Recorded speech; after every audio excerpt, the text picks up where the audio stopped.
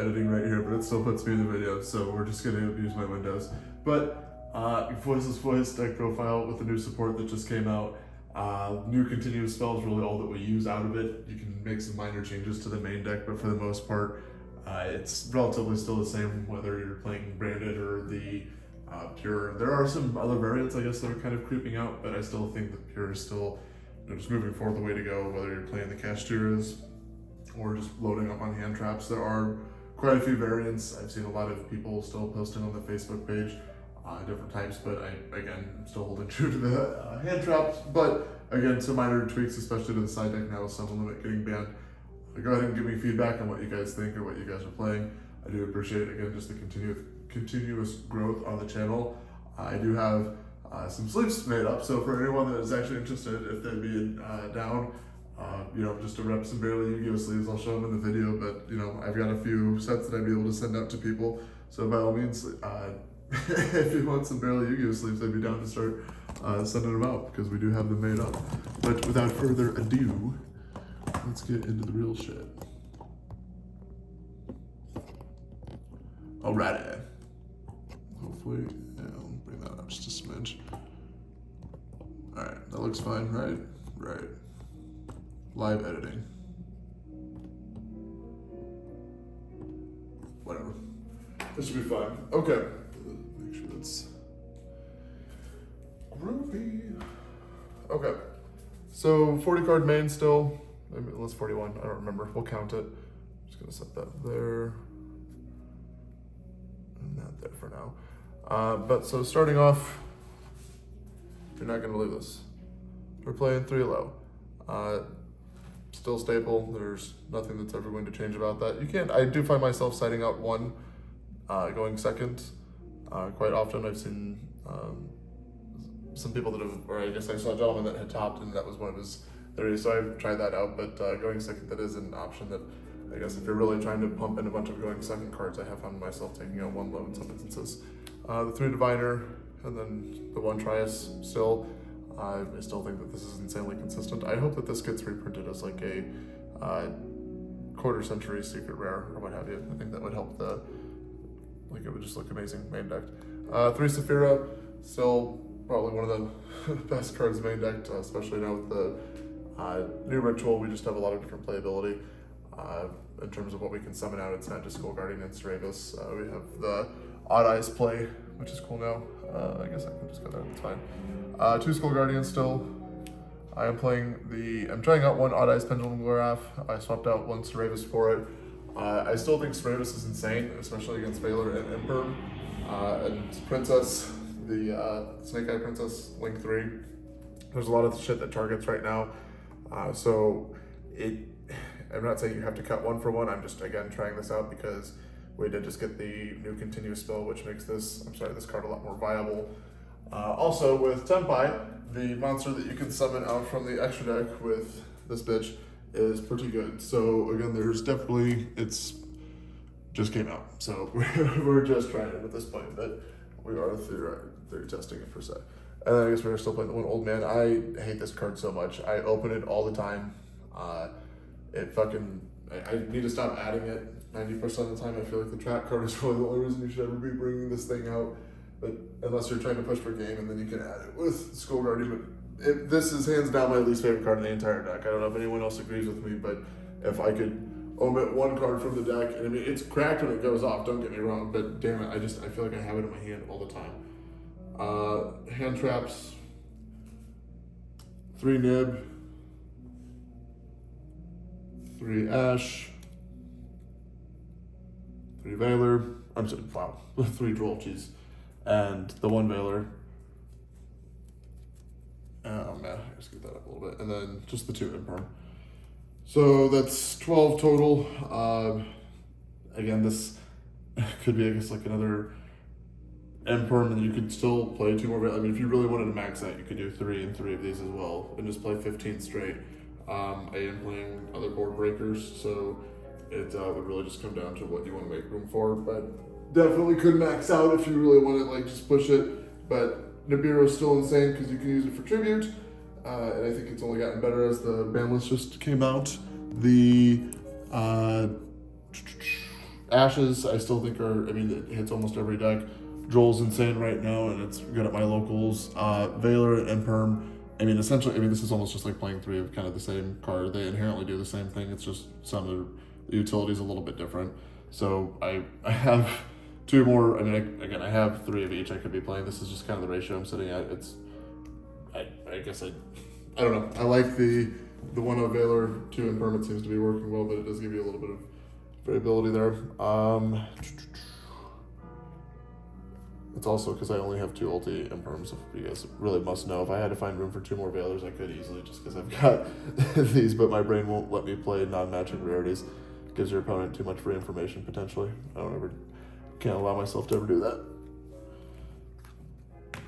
So that's it for the hand trap and monster lineup. I didn't count and say, I think I'm at 40 or 41. I couldn't honestly tell you, so I'll count after.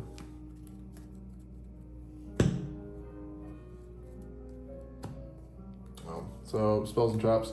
So the 1 Radiance, we are playing the 1 Blessing. This is literally the only new card that is any sort of indirect support. The Blessing of the Voiceless Voice. Everyone who's playing this deck already knows what this does. You're allowed to search, I'm sorry, Jesus Christ, not search, add back whenever you're banished Voiceless Voice cards or one that's in your graveyard. This just adds a insane level of grind game that we were missing before. If our trap card gets popped, add it back. If our ship gets banished, add it back. Your Sephiras, your prayers from their graveyard effects that banish themselves, add it back. The whole idea is that we just don't have to burn through our resources as much or be scared about as scared of burning through our resources. And on top of that, it also allows us to get an extra ritual summon on our turn and our opponent's turn, which is pretty cracked because that allows us to set up way heavier boards.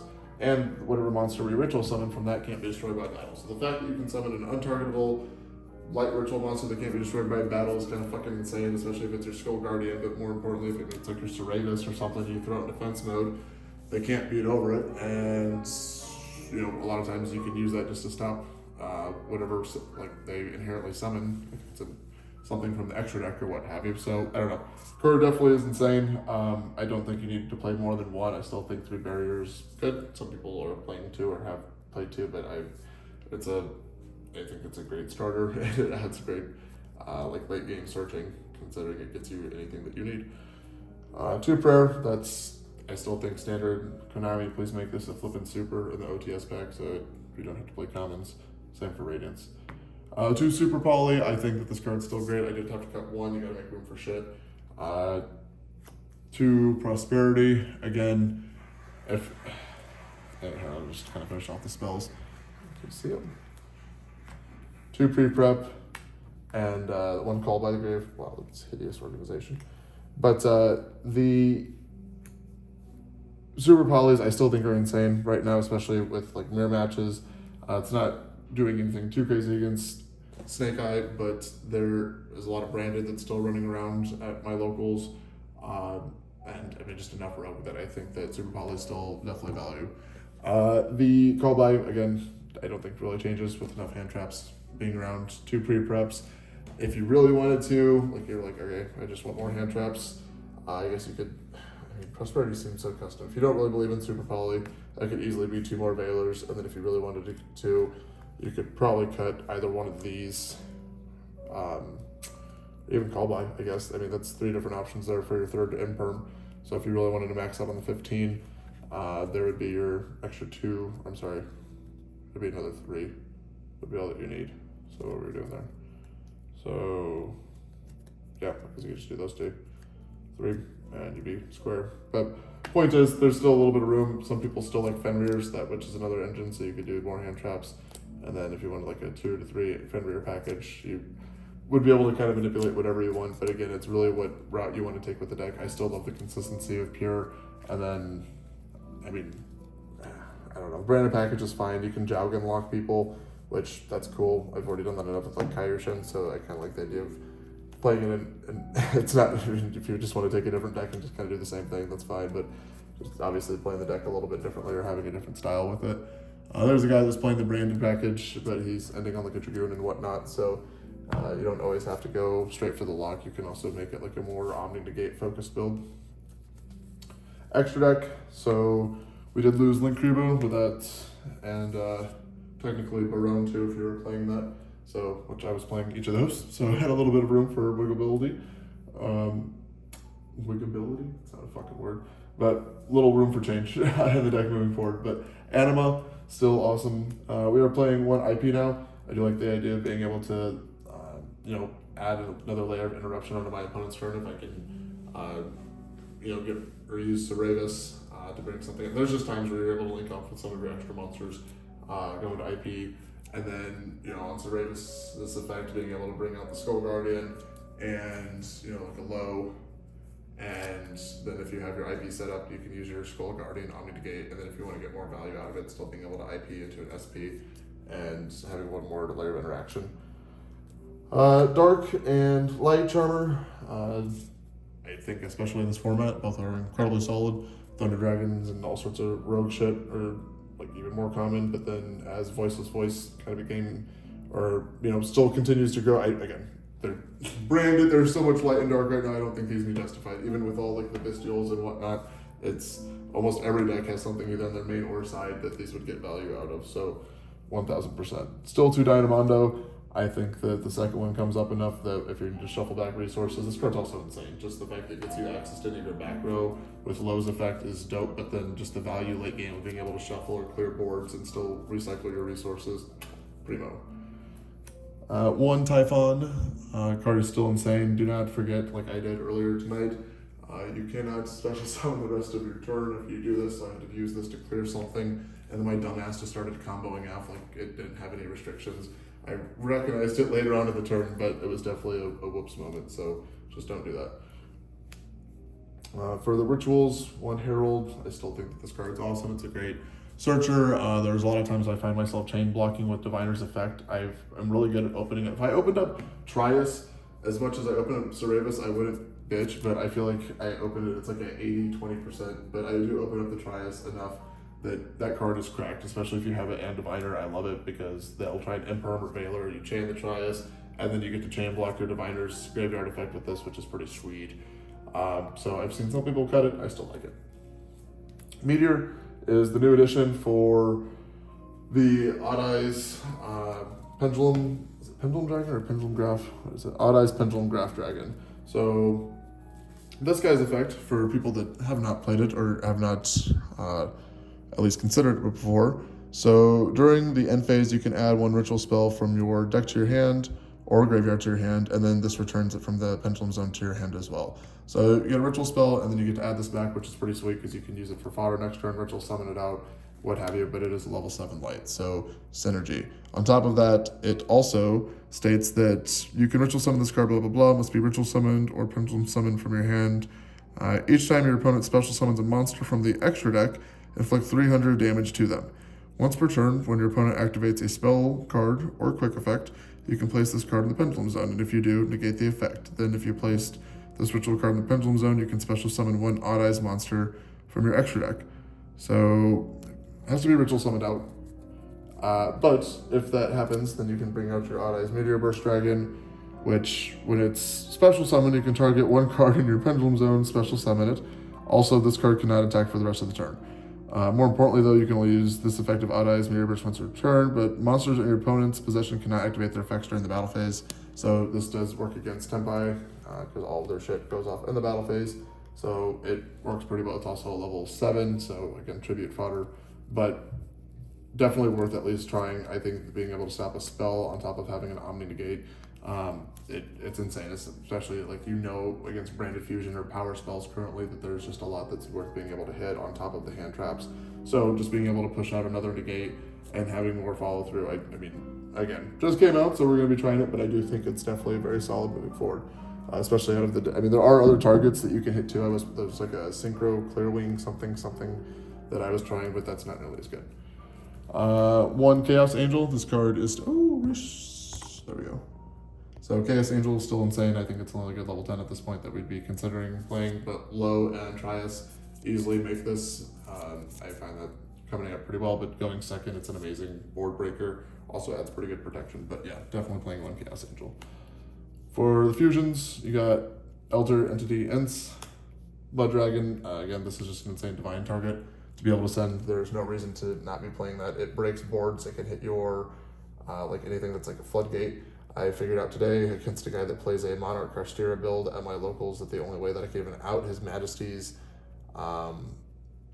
Fiend, so he's playing Vanity's Fiend and Majesty's Fiend, but the only way I can even out Majesty's Fiend is by normal summoning my Diviner, hoping it doesn't get hit, and then sending Ents to pop it, because I can't special summon any monsters, so you can't Typhon over it, you can't ritual summon to special any of your shit, so against certain really niche-ass cards, I think Nins is absolutely needed. It outs way too much. One Dragostapelia, because I, again, have way too many branded players and people that this is viable against at my locals to not play it. And then one Garura, because it's between these three, I think that these are the best super poly targets. Again, 15 card. I think everything's pretty tight. I don't know like how much room. I mean, you could obviously wiggle around if you're not playing super polys. You could play a different single package or whatnot. But for how I play the deck, I mean, it's pretty tight. IP Masquerena, I guess, it's a pretty good, I would say that's a tech. It's not mandatory by any means. But for extra deck, I mean, I don't know what else I would say I would like to play that I don't have. You play like an access code talker package. That's also viable. Like Celine. If you're playing if I was playing 2 more Veilers or a bigger Veiler package, that would probably be honestly reasonable to play Celine and access code talker package, just because you can bring back the Veiler and I don't know how good Celine is, just because you shuffle your spells back often. So thinking out loud. For the side deck, I think this is still pretty much the same -3 cards, because we still play the Magnamut. I am playing 2 Jizukiro. I don't know if I had this in my last video, to be completely fair. I love this as opposed to, on top of Nibiru as well. But 1, it's a light monster, so you can still use it for tribute fodder. 2, you can, if you open up both, obviously it's just a free body. You can use it as an extender or just to beat down.